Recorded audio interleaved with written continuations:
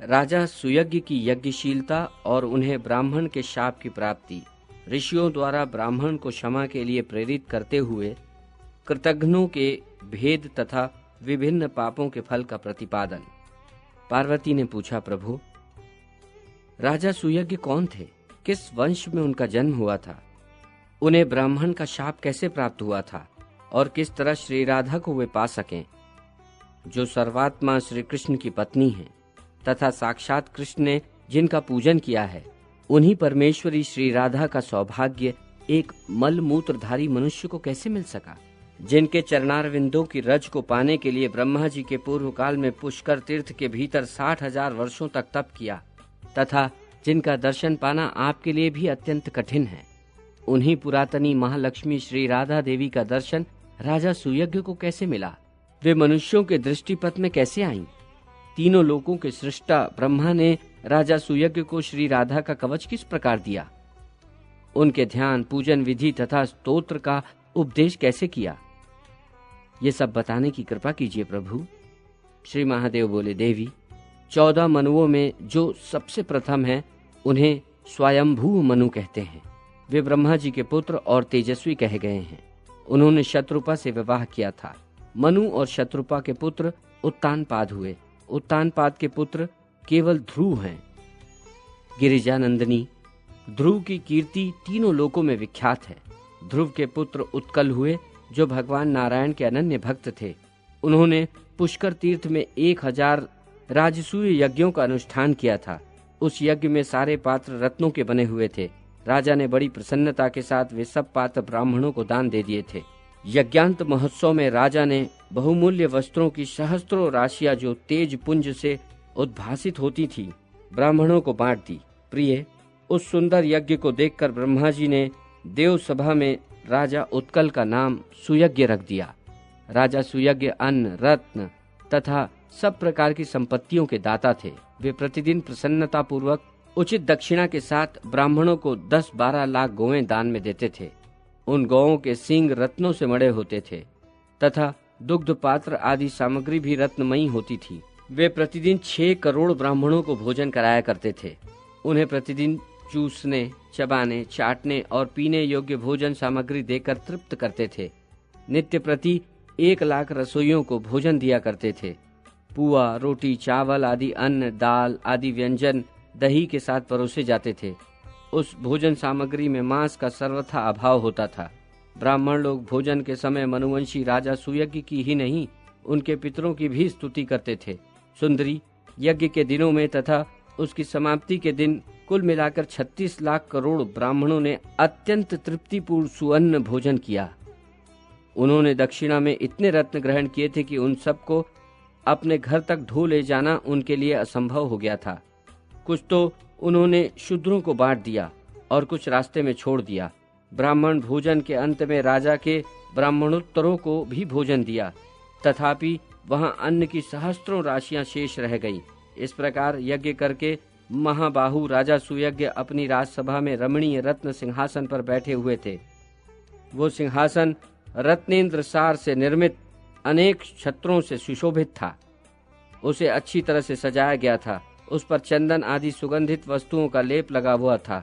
चंदन पल्लवों से उसकी रमणीयता और बढ़ गई थी। वहां वसु, वासव, चंद्रमा, इंद्र, आदित्य गण, मुनिवर, नारद तथा बड़े बड़े देवता विराजमान थे। इसी समय पर वहां एक ब्राह्मण आया, जो रूपा और मलिन वस्त्र पहने था।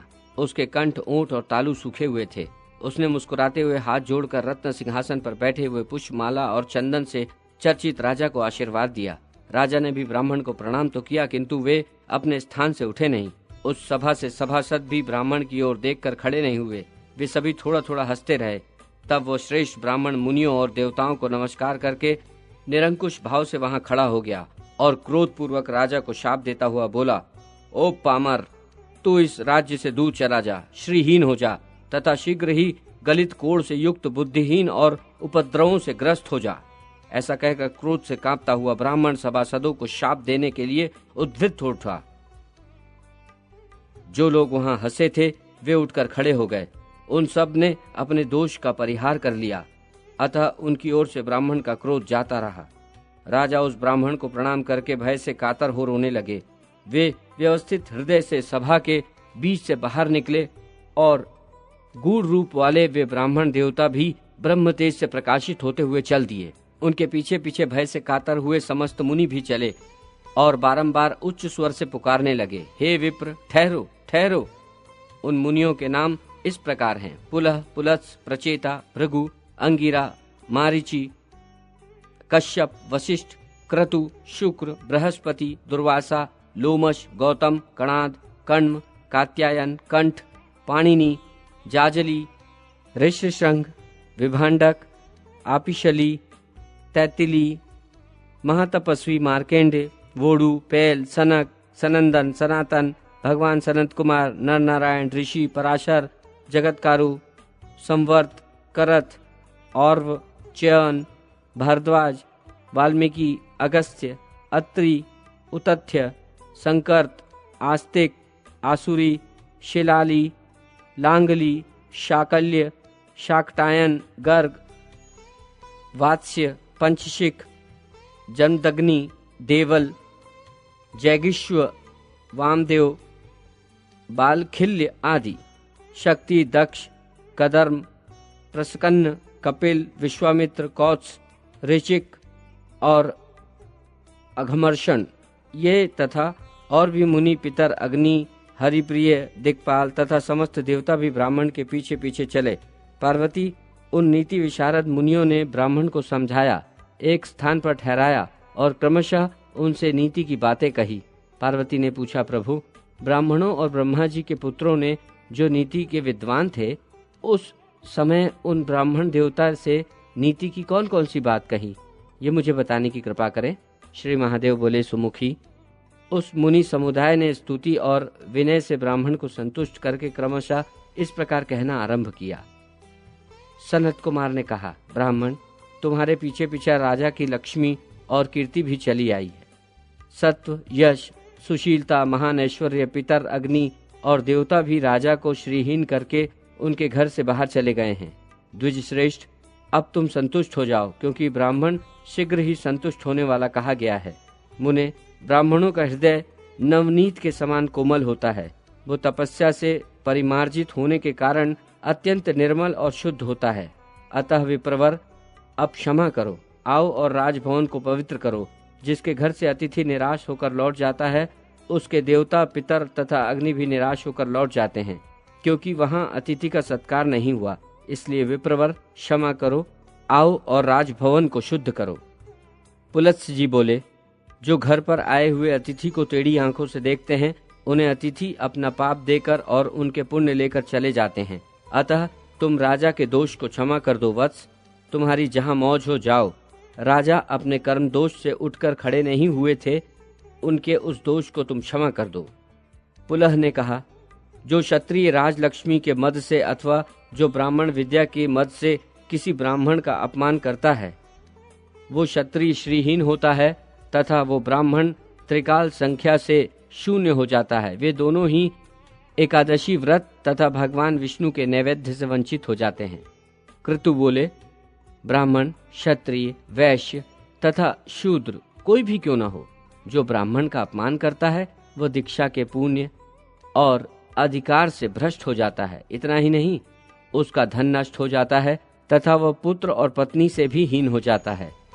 ये एक अटल सत्य है। अतः भगवान, क्षमा करो, आओ और राजा के घर को पवित्र करो। अंगिरा ने कहा, जो ज्ञानवान ब्राह्मण होकर किसी ब्राह्मण का अपमान करता है, वो भारतवर्ष में 7 जन्मों तक सवारी ढोने वाला बैल होता है। मरीचि बोले, जो पुण्य क्षेत्र भारतवर्ष में देवता, ब्राह्मण और गुरु का अपमान करता है, वह भगवान विष्णु की भक्ति से वंचित हो जाता है। कश्यप ने कहा, जो वैष्णव ब्राह्मण को देखकर उसका अपमान करता है, वो विष्णु मंत्र की दीक्षा से वंचित हो विष्णु पूजा से विरत हो जाता है। प्रचेता बोले, जो अतिथि ब्राह्मण को आया देख उसके लिए अभ्युत्थान नहीं करता, उठकर खड़ा नहीं हो जाता, वो भारत भूमि में माता पिता की भक्ति से रहित होता है। उस मूढ़ को 7 जन्मों तक हाथी की योनि में जन्म लेना पड़ता है। अतः द्विज श्रेष्ठ, शीघ्र चलो, राजा को आशीर्वाद दो। दुर्वासा ने कहा, जो गुरु, ब्राह्मण अथवा देवता की प्रतिमा को देखकर शीघ्र ही उसके सामने मस्तक नहीं झुकाता, वो पृथ्वी पर सूअर होता है। अतः ब्राह्मण, हमारे सब अपराधों को क्षमा करो और चलकर अतिथि सत्कार ग्रहण करो। राजा ने पूछा, आप सब लोग श्रेष्ठ मुनि हैं, आपने किसी न किसी बहाने धर्म का उपदेश दिया, अतः सब कुछ स्पष्ट बताकर मुझ मूर्ख को समझाइए। विद्वरों, आप लोग पहले मुझे ये बताएं कि स्त्री हत्या, गौ हत्या, कृतघ्नता, गुरु पत्नी गमन तथा ब्रह्म हत्या करने वालों को कौन कौन सा दोष लगता है तथा उनका परिहार कैसे होता है।